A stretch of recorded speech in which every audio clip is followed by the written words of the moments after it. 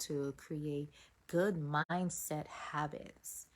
And yesterday we went into more about the kingdom mindset, and what does kingdom mean, and all the the depthness when we're discussing who God is, the kingdom of God. What does that look like? What does that even mean? And how do we live according to that lifestyle?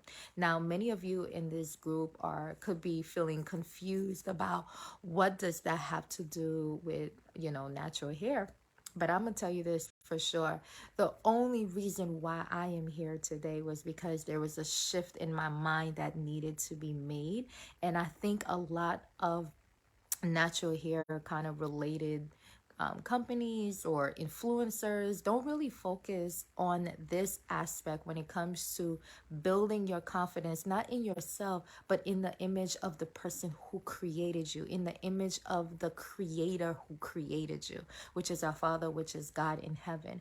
And because we miss that particular element, some of us will get it because personally, we probably have a relationship with God, or personally, we were raised in a family that was already given us an upbringing, or I would say a lifestyle that was set around being confident in yourself. But many of us who are sitting here, we lack in both areas, where we don't have the knowledge of who God created us, nor do we have that upbringing where people were teaching us or giving us those, ways of how to navigate life in a confident level, even if no one else accepted you. I for sure was raised in a lifestyle, and I know I have God in my life, and yet I had a very low self-esteem. I was unable to see myself in the light of what God saw me. I knew I was just beautiful, but then I was saying those words, but didn't really understand what it really meant. And what it means is to be in a place that you're so unchanging. In other words, you do not compromise who you are or how God created you simply to meet the needs or the standards of the day and age society, or whatever quote unquote the trend is. You're so secure, that's the word, just secure in yourself. And I'm trying to use this platform to use this 30-day challenge to simply bring upon a security, a mindset that helps you to refocus on, why am I doing this? And what is the what mentality that we have to break off so that we can eventually attain this mindset, or this frame of thought. And this is why I wanted to do this for you, with you guys, because I think it's so much more important to understand who you are first, because then as we start to deconstruct the stigmas, deconstruct the things that are not of God, then we start to have a better foundation, so that everything else that we add on to it becomes a lot easier to absorb, or TV to even accept. Because in the back of your mind, why am I doing this? In the back of my mind, who am I doing this for as well? How many of our children today are not seeing us in that confidence level? How much better would it be for them to see themselves in the beautiful light that they are, created and flourishing as well in that beauty that God created them? And that's my goal. I know I'm not doing this just for me. I'm not doing it, just for my children. I'm doing this beyond. I'm building something that was not given me in the past generations, because my past generation didn't have that passed down to them in the generation before that. And so we're resetting that minds, we're restructuring our mindset to believe that I am beautiful in the image of God. So reshifting the your mindset is to be intentional. The word intentional is mean that I am intentionally sitting here, and I'm going to take these words that says I am beautiful, I am wonderfully made in the creation of God, in the love of God, and I'm going to take those words and I'm going to adapt it as mine.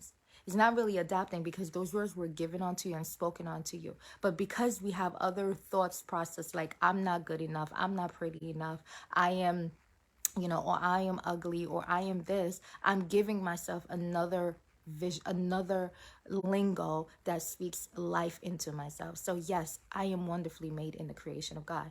So I'm going to be giving you guys a free gift today. I had found a journal, a coloring book. I don't know how many of you like coloring books or whatever, but it's just filled with affirmations. And I was like, you know what, not only am I going to be help, like speaking with you guys and talking about the affirmations and things of how to speak to yourself, but I want to also give y'all tools so that when you are alone, you have these words with you as well. You are constantly looking at them and you're coloring them. So if you love coloring book, just as soon as this video is over, look in the comment section. I'm going to leave a link there so that you're able to go in and print out these little booklets, so that these little journals, so that you can start practicing and putting that into your everyday thought process. So one major thing, yesterday I gave y'all a couple of challenges. Today's a new challenge. I want you to switch out one negative thought that you always think about yourself,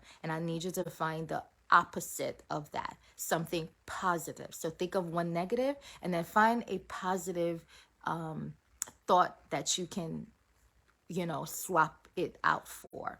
Once you're able to do that, I want you to write it in the comments. I'm swapping this for this, because your comment may be able to help somebody else to see what is the positive thought process when I say I don't feel good enough or I don't feel pretty enough. Well, God said I was wonderfully made in his image. I was created in the image of God. So God can't be ugly. God doesn't use those words about himself, and yet he called us his child. So if I'm his child and God doesn't use those words and he said I'm wonderful, we could do the equation. You too are actually wonderful and beautiful. So the enemy is good. The enemy is good at making us feel using what we already see and maximizing it. So you like already don't feel good about yourself, or you look at and you compare yourself with a lot of people, which we all have that problem, doing a comparison. That's the biggest way or the easiest way for the enemy to be like, you know what, boom, I got her.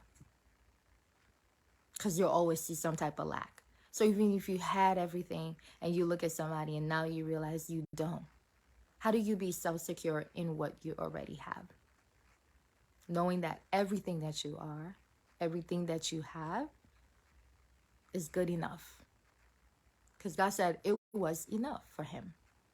So anyway, I hope this was helpful. I'm going to share with you guys a little journal, free journal. Feel free to download it, share it with your friends, invite them into the group, but just go straight to the link and it will take you to the free booklet. Until then, I love y'all, and I'll see you guys again tomorrow around the same time for our 30-day Go Live session. Until then, be good. Bye.